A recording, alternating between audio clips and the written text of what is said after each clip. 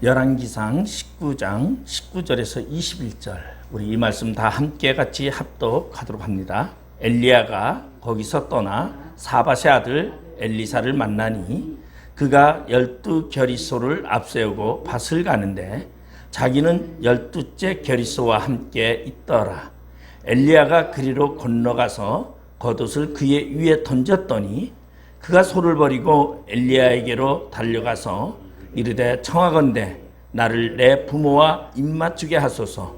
그리한 후에 내가 당신을 따르리이다. 엘리야가 그에게 이르되 돌아가라. 내가 네게 어떻게 행하겠느냐 하니라. 엘리사가 그를 떠나 돌아가서 한 겨리소를 가져다가 잡고 소의 기구를 불살라 그 고기를 삶아 백성에게 주어 먹게 하고 일어나 엘리야를 따르며 수종 들더라. 아멘. 오늘 엘리야가 엘리사를 부르는 사건 이야기입니다.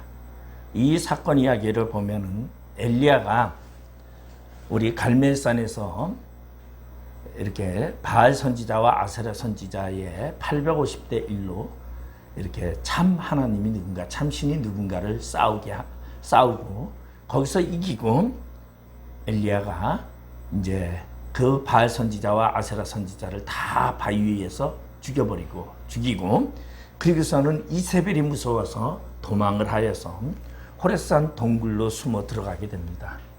그리고 그곳에 숨어서 그곳에 있을 때에 하나님이 이 엘리야에게 나타나서 말합니다. 너가 왜 여기 있느냐? 이 말은 다시 말해서 너의 사역에 있어서 너가 있을 자리가 아닌데 너가 왜 있어야 하지 못할 자리에 있느냐라는 얘기죠.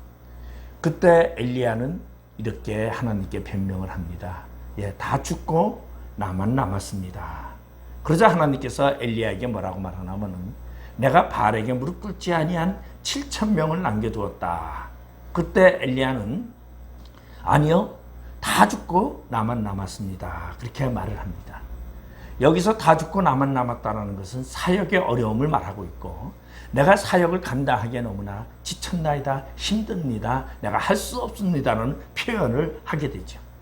그러자 하나님은 이 엘리야에게 말합니다. 너가 아람 나라에 가서 그 다음에 북이스라엘에 가서 이렇게 이제 우리 부모는 북이스라엘에게는 우리 왕을 세우게 하는 예후를 왕을 세우게 하고 그리고 아람 나라에 가서도 이제 왕을 세우게 하고 그리고선 너를 대신하여 엘리사를 세우라는 그러한 명령을 하게 됩니다. 그러면 사역에 있어서 사역의 중심이라는 것을 우리가 한번 생각해 볼 필요가 있어요. 오늘 사역을 거절하니까 하나님께서 그 사역을 거절하는 엘리야에게 너를 대신하여 엘리사를 세우라. 그래서 그 말대로 이제 엘리야는 그것을 떠나서 사밧의 아들 엘리사의 집.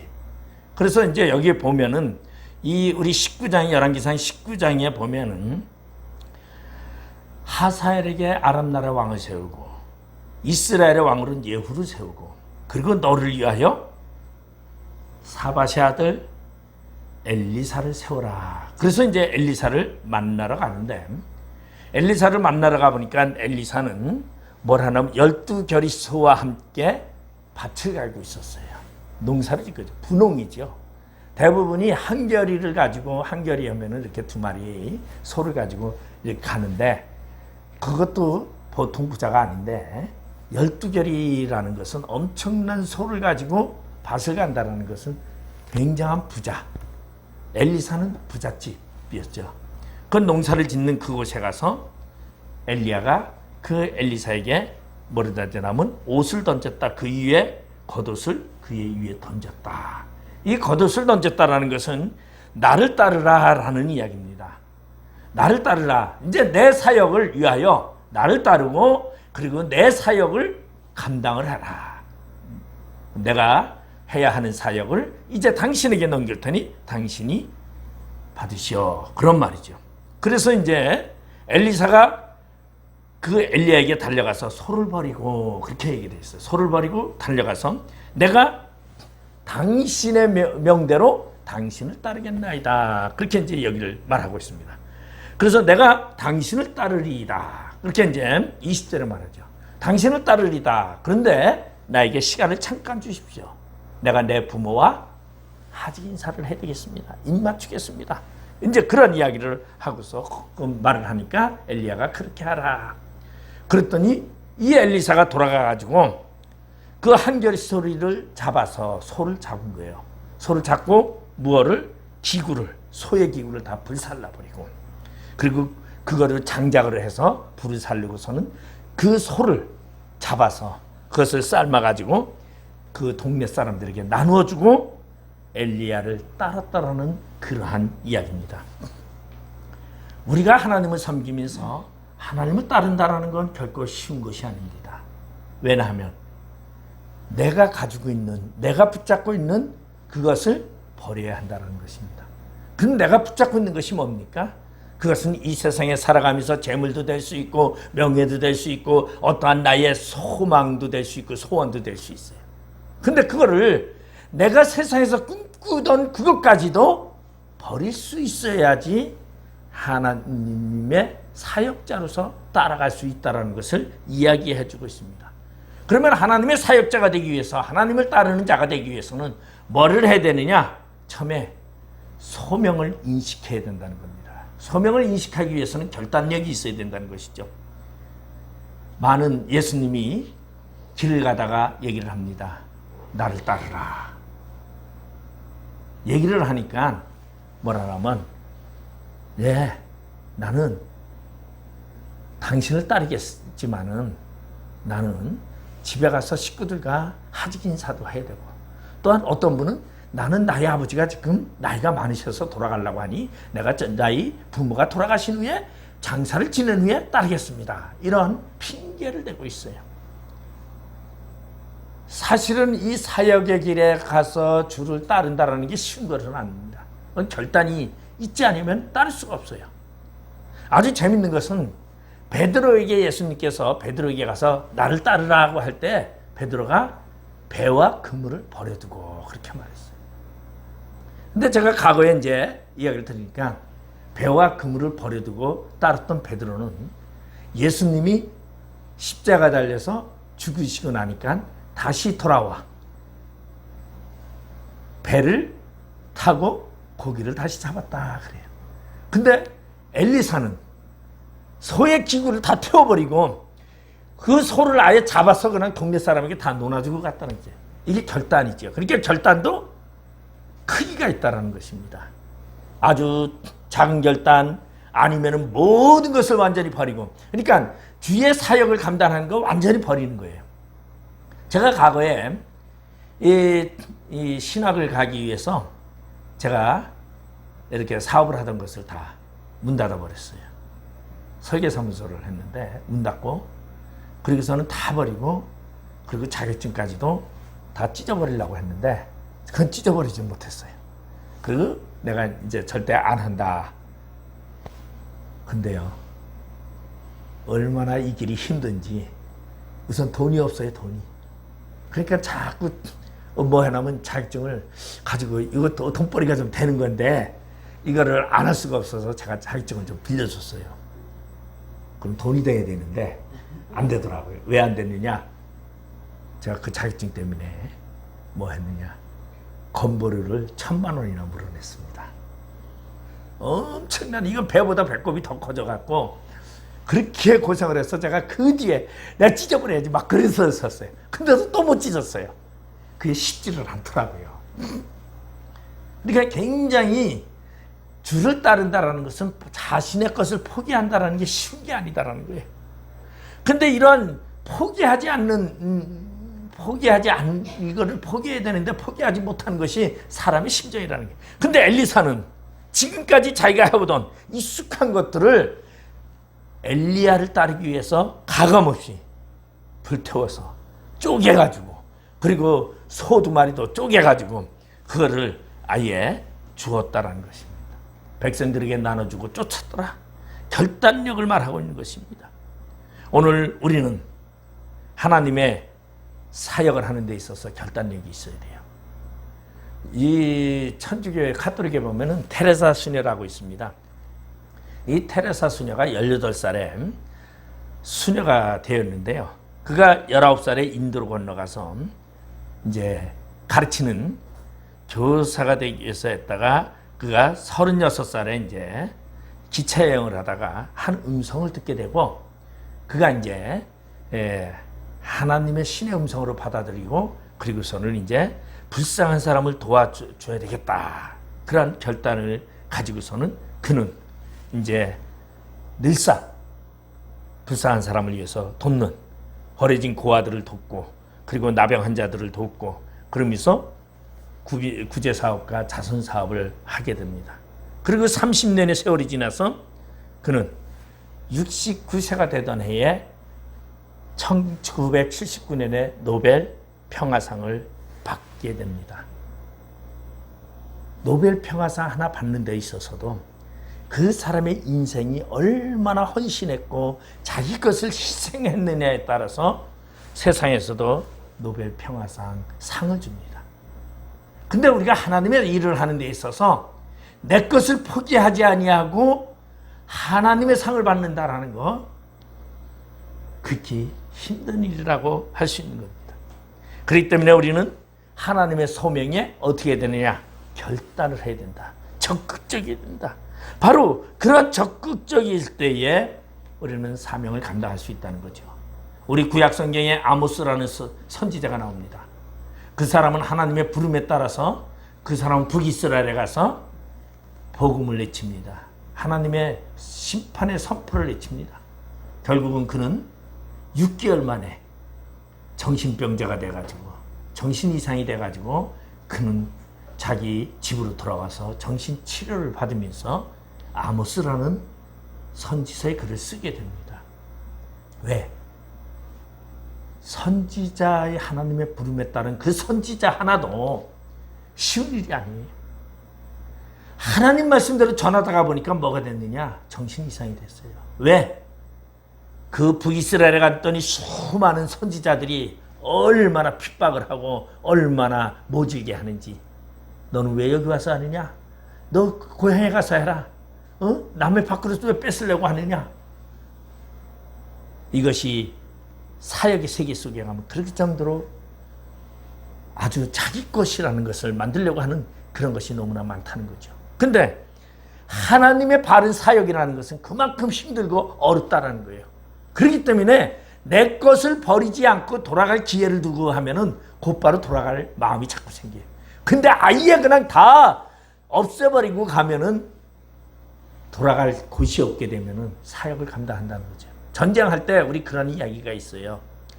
우리 전쟁에 보면은 그 강을 건너는데 건너자마자 배를 다 불살라 버립니다. 돌아가지 못하게.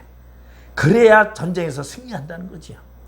우리 사무엘서에도 보면은 블레셋과 저기 전쟁을 하는데 이스라엘 사람들이요 언약궤를 메고 나간데도 대패를 했어요. 왜? 블레셋 사람들이 그 언약궤를 보는 순간 눈이 뒤집혔어요. 야, 저들이 하나님의 언약궤를 메고 나왔구나. 이제 우리는 죽었구나. 우리가 죽는 것까지는 괜찮은데 우리의 자식들과 우리 처자식들이 전부 다 저들의 노예가 된다는 걸 생각하고 그들은 죽기를 각오하고 싸울 때에 그 전쟁에서 블레셋은 이길 수밖에 없었다는 거죠. 그것이 뭐냐면 죽기를 각오하는 것이 결단력이라는 거죠. 사역에 있어서도 그 결단력이 있어야 되는데 그 결단에 앞서서 무엇을? 소명을 인식해야 한다는 것이. 우리가 소명을 인식하고 그리고 소명을 인식을 했으면 결단을 해야 되는 거죠. 예수 믿는 게 결코 쉬운 것은 아닙니다.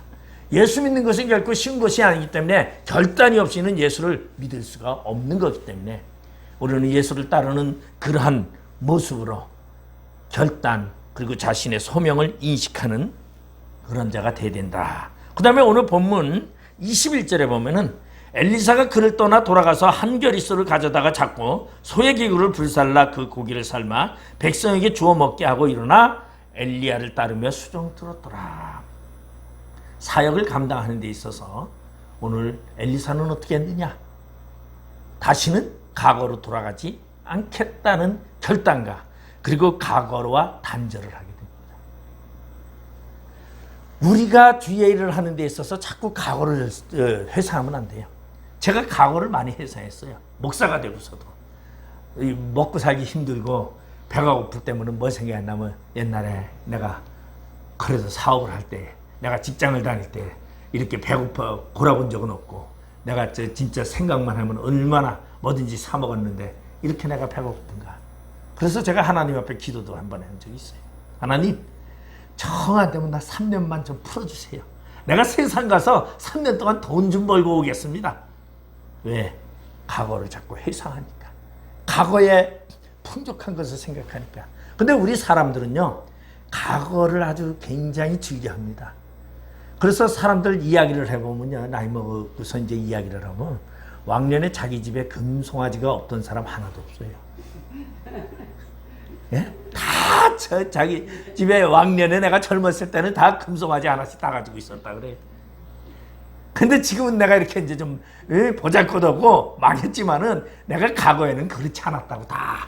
그러니까 과거는 뭐 하니까 보이지 않으니까, 과거는 증거가 안 되니까 얘기를 하는 거죠. 그러다 보니까 과거에 조금만 뜬 것이 더 커 보여요. 지금의 고난이 더 커 보이고 과거에 그나마 과거가 아름다워 보이는 것 같아요. 그래서 자꾸 우리는 주님 앞에 따라가면서 주의 사역을 한다고 하면서 뭘 자꾸 돌아다보느냐? 예수 믿기 전에 내가 세상 일을 하던 때 내가 과거에 하던 것을 자꾸 미련을 둔 겁니다. 그러니까 그 미련을 두지 않게 하기 위해서 엘리사는 어떻게 했느냐? 한겨리소를 찾고 소여기구를 다 불살라버리고 그리고서 없앴다는 것이죠. 이것은 다시 말해서 내가 과거를 돌아가지 않겠다는 결심을 가졌다는 겁니다. 오늘 우리는 과거를 돌아보지 아니하고 미래를 보는 시야가 우리 안에 있어야 돼요. 하나님의 사역을 감당하기 위해서는 미래를 보는 시야가 있어야 된다는 것입니다. 내가 아까도 얘기했지만 베드로가요, 그물과 배를 버리고 갔습니다. 그런데 사역을 하면서 힘들 때는 뭐 생각했을까요? 아, 그 갈릴리 호숫가에 내가 배를 버리고 왔지? 그거 지금 어떻게 됐을까? 누가 사용할까? 아마 뭐 성경에는 나와 있지 않지만 그렇게 생각할 수가 있을 겁니다. 그렇지만은 완전히 뽀개가지고 다 없애고 왔으면은 내가 돌아가도 배가 없구나. 이렇게. 그러니까 과거와 단절하는 그러한 결단의 신앙이 있어야 된다는 것입니다. 그래서 창세기 12장 1절에 보면은 하나님이 아브라함을 부를 때 그랬어요. 아브라함아, 너는 너의 본토 친척 아비집을 떠나서 내가 내게 지시할 땅으로 가라. 그렇게 말했어요. 이때 아버지가 있어서 아비집을 떠나라 그랬어요? 그게 아니에요. 고향집을 떠나라는 말이죠. 왜냐면요, 고향이라는 것은 의지를 하게 됩니다. 제가 맨 처음에 이제 성남에서 제가 이렇게 직장 생활도 하고 그러다가 첫 번째 사역을 할 때에 어디서 하고 싶었냐면 성남에서 하고 싶었어요. 왜? 아는 사람들이 있으니까. 그러면 힘들 때 나에게 도움 줄 사람이 있을 거니까. 그래서 제가 이제 어쨌든 간에 남양주라는 곳에 이제 처음 목회를 남양주에서 하게 됐는데, 뭐 청빙을 받아갔으니까 그때는 그런 생각을 안 했어요. 과거도 생각 안 하고. 그럼 남양주에서 사임을 하고서 딱 나오고 나서 교회를 개척해야 되겠다 생각하니까 성남으로 돌아다녔어요. 근데 성남을 놓고 기도를 하면 하나님이 허락을 하지 않은 거예요. 그러니까 성남과 가까운 데 찾았어요. 그게 어디냐면은 성남과 가까운 데가 바로 경기도 광주예요. 그래서 경기도 광주를 열심히 돌아다니면서 교회 자리를 많이 봤는데 하나도 되는 게 없어요. 보고 와도 돈도 없고 뭐도 안 되고 조건조건한데요. 그래서 제가 아니 하나님 왜 내가 하겠다는데 이렇게 안 줍니까? 그리고서는 제가 거기서 이제 간두고서는 어디로 가게 됐냐면은 이제 시흥을 가게 됐어요. 시흥에 어느 근데 시흥 가서도 제가 성격이 좀 좋지 않아요. 여자 목사님이 계셨는데 좀 이렇게 좀 한바탕 하고서는 애나 안 한다고 하고 나와버렸어요. 그러고서는 나와놓고서는 또 누구한테 원망하면 하나님 앞에 그러는 거예요. 하나님 나를 왜 하나님이 저도 걷어차놓고 나와가지고는 안 되면 다 하나님 탓이에요. 그냥. 잘 되면 내 탓이고. 그게 우리 인생이라는 거죠. 그것도 그 다음에 이제 간 게 충주예요. 그러니까 저랑 살아보지도 않은 도시만은 이제 돌아다니니까 그래서 충주 가가지고는 제가 교인 다 떠나고 우리 식구만 달랑 남아서 몇 개월 동안 지낸 적이 있어요. 갈 데가 없어요. 기댈 데가 없어요. 그때 제가 뭐라 하냐면 아이고 하나님 아예 날 죽여주세요 막 이럴 정도로 하나님께 덤빈 적이 있었어요. 왜? 내가 의지할 데가 없기 때문에. 그러니까 앉아있으면 꼼짝 아는 사람 하나도 없으니까 그 충주에 아는 사람 아무도 없고 처음 가본 도시에서 거기서 지냈으니까 아는 사람 하나도 없고 먹고 싶은 건 왜 그렇게 많은지 충주 가로수도 사과나무가 다 달려있는데 사과가 달리는데 사과도 먹어본 적도 없고 저 사과도 그렇게 먹고 싶은데 먹을 수도 없고 야, 너무너무 그렇게 힘든데 그러니까 이 안다라는 거 각오라는 게 그만큼 사람에게 미련을 주는 겁니다. 근데 사역을 하는 데 있어서는 각오와 단절이 돼야 된다는 거죠. 그래서 그 얘기는 그렇게 많이 해요. 어제 제가 김해에 갔더니 목사님이 그런 얘기를 해요. 이 신학을 하고 목사가 되니까 친구가 하나도 없어지더라. 그런 얘기를 해요. 친구가 하나도 없어요. 자기 혼자 남아요. 결국은 목사도 친구가 아니에요. 자기 혼자 남아요. 그러니까 외로울 때는 너무 외롭다는 거죠. 누구한테 말할 사람도 없고 너무 외롭다는 거예요. 저도 그럴 때가 너무 많았어요. 근데 사실은 그때 하나님과 대화하라 그렇게들 말합니다. 근데 그게 와닿지를 않아요.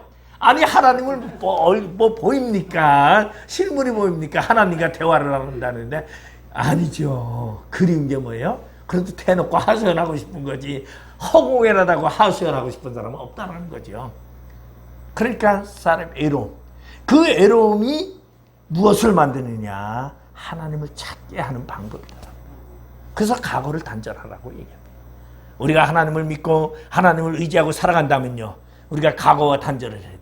이제는 우리에게는 뭐만 있느냐? 미래만 있어요. 소망을 가지고 살아가야 된다는 거예요. 과거에 내가 즐기던 것을 바라보는 것이 아니라 소망을 바라보고 하나님의 관계성을 맺으라고 하는 것을 말해주고 있습니다. 자, 그 다음에 이제 21절의 마지막에 보면은 일어나 엘리야를 따르며 수종 들었더라. 뭐냐? 사역을 감당하고 하나님의 소명을 인식하면은요. 헌신이 있어야 됩니다. 여기 보니까 따르며 수종 들었더라. 수종 들은 게 뭐예요? 남의 수발 들었다라는 거예요. 이게 쉬운 거 아니죠. 나 자신을 낮추고 나 자신을 버리고 남에게 그 나의 스승에게 수발을 들어라. 이 얘기입니다. 그러면은 이 말은 다시 말해서 수발을 든다는 것은 무언하면은 자기를 버리지 아니하면 들 수가 없는 겁니다. 우리가 예수를 믿는다는 것은 나를 희생하지 아니하고는 예수를 절대 섬길 수가 없는 것입니다. 엘리야는 자신의 생명을 다 바쳐서 자신의 모든 힘과 모든 것을 다 바쳐서 엘리야를 이제 수종 들었다는 것입니다. 자신을 버렸다는 것이 헌신이죠. 바로 사역의 길은 헌신의 길이라는 것입니다. 하나님이 부르시는 길은 평탄한 길이 아니라 희생과 고난과 위험이 따르는 그러한 길입니다. 근데 그 길을 말 그대로 자신을 희생하고 자신의 헌신을 가지고 따라야 한다. 그러면 이 엘리사라는 사람은 어떤 사람이냐? 제가 보면 엘리사라는 사람은요. 분홍이에요. 대단한 사람이에요. 12결이 소를 가지고 밭을 간다는 것은요. 분홍입니다. 대단한 사람이에요. 남들은 소 한 마리 가지고도 밭 가기가 힘든데 그 정도의 부자가 그러면 부자가 그러한 그 당시에는 농업이 우리나라도 그래요. 농사 천하지 대본이라 그럽니다. 농사를 땅을 많이 가지고 있고 농사를 지고 있으면요. 그게 세상의 최고의 부자입니다. 그런 최고의 부자가 모든 것을 다 버리고 엘리야에게 수종든다라는 것은 결코 쉬운 결단은 아니죠. 헌신이라는 것인데 그러면은 이러한 모든 것을 버린다라는 것이 쉬운 것이 아니죠. 저는 과거에 제가 이제 설계사무소를 할 때요. 뭐 좋았어요. 어쨌든 간에 그거를 하니까 많은 건축업자들을 많이 만나게 되고 뭐 같이 놀게 되고 같이 뭐 밥 먹으러 가고 그러다 보니까 맨날 얻어먹기만 하는 거죠. 내가 사는 것보다 얻어먹는 게 더 많고 그리고서는 용돈이 필요하면 용돈도 주고 참 그랬어요. 근데 제가 우리 아이들한테 그랬어요. 내가 지금도 목사가 안 되고 그것을 하고 있으면 지금 어떻게 됐을까? 아마 깜빵에는 한번 들어갔다 나왔겠지? 제가 그런 얘기를 해요. 아마 불을 누린 대가로다가 뭐가 있어야 되느냐? 깜빵 들어갔다 나왔다는 건 뭐예요? 불이라는 것이죠. 불법과 같이 교류한다는 얘기예요. 불의와 교류하지 않고서는 세상에 살아갈 수가 없는 겁니다. 제가 경찰서 가서도 조사를 받고요. 벌금도 제가 물어보고 그랬어요. 받고 그랬어요. 누가 건물 짓는데 불법으로 준공을 내줬다가 옆에서 고발을 해가지고 그 공무원이 이제 힘드니까 경찰서를 고발을 해서 제가 경찰서 가서 조사를 받는데 그때 이제 성수대교가 무너지고 얼마 안 지났어요. 그랬더니 경찰서 가서 조사를 받는데 그때만 해도 인권이라는 게 없을 때였습니다. 얼마나 저걸 하는지 막 그냥 입에서 좋은 말을 하나도 안 해요. 쌍시읒이 나오고 뭐 기역자가 나오고 뭐 전부 그러면서 저걸 하는데 얼마나 협박을 많이 하고 공갈을 많이 치는지요. 진짜 깜빵 곧바로 들어가는 줄 알았어요. 맨날 하는 얘기가 추리닝 간편하게 추리닝이고요. 요번 주말에 준비하고 계세요. 이게 인사예요. 그러니까 맨날 들어갈 준비 하시라고. 인생이 얼마나 힘들고. 왜? 여러분 부자가 편의자인 줄 아세요? 힘들어요. 불의와 연관이 돼 있기 때문에 그런 거예요. 그러면 세상에 이런 불의와 연관되지 아니하고는 그렇게 쉽게 재물을 갖지 못하죠. 왜냐하면 하나님이 주는 재물이 아니라 자신이 얻고자 하는 재물이기 때문이라는 거죠. 그런데 그러한 것을 자신의 노력으로 얻는 재물을 다 버릴 수 있다는 거. 이게 바로 오늘 엘리사가 그랬다는 것이죠. 오늘 우리는 진정으로 어떠한 자가 되어야 되느냐. 헌신을 하는, 수종을 들었던 것처럼 헌신을 예수께 헌신하고 하나님께 헌신하는 그 모습이 있을 때에 우리는 진정한 우리의 사명을 감당할 수 있다는 겁니다. 오늘 우리 진짜 사명 감당 다하는 그런 자가 되길 바랍니다. 진정으로 하나님이 기뻐 받으시는 사명자가 되길 바랍니다. 그러기 위해서는 오늘 엘리사가 했던 것처럼 결단, 자기 소명 인식을 하고 그 소명이 확실하면 결단을 하고 그리고서는 소명을 위하여 그 사역을 감당하기 위하여 과거에 미련을 두지 않고 과거와 단절하고 그리고서는 미래를 바라보면서 최선을 다하여 헌신하는 우리 모두가 되기를 주님의 이름으로 축원드리겠습니다. 기도하시겠습니다. 아버지 하나님 은혜를 감사드립니다. 오늘 엘리야가 하나님의 명에 따라 엘리사에게와 그의 겉옷을 던질 때에 엘리사는 엘리야의 부름에 따라 엘리야를 따라 나서 하나님의 사역을 감당하는 선지자의 사역을 감당합니다. 그가 선지자 사역을 감당하기 위하여 부름에 응하였고 그리고 그는 자신의 소 한결이와 그리고 기구들을 불살라 잔치를 베풀고 사람들에게 나눠주고 결별을 하고 엘리야를 따르고 그리고 그는 엘리야에게 수종을 들었다고 성경은 말하고 있습니다. 우리는 진정으로 세상의 모든 것들을 버리고 주를 따르고 있습니다. 주님이 나를 부르셨던 그 주님의 사역을 감당하기 위해서 오늘도 우리는 주님을 쫓아가고 있습니다. 과거를 돌아보지 아니하는 저희들 되게 해주시고 그리고 오직 미래의 소망을 위하여 달려갈 길을 다가는 그런 자 되게 하시고 그리고 우리의 모든 것을 드려 하나님께 헌신하는 자 되게 하여 주시옵소서. 예수님의 이름으로 기도드립나이다. 아멘.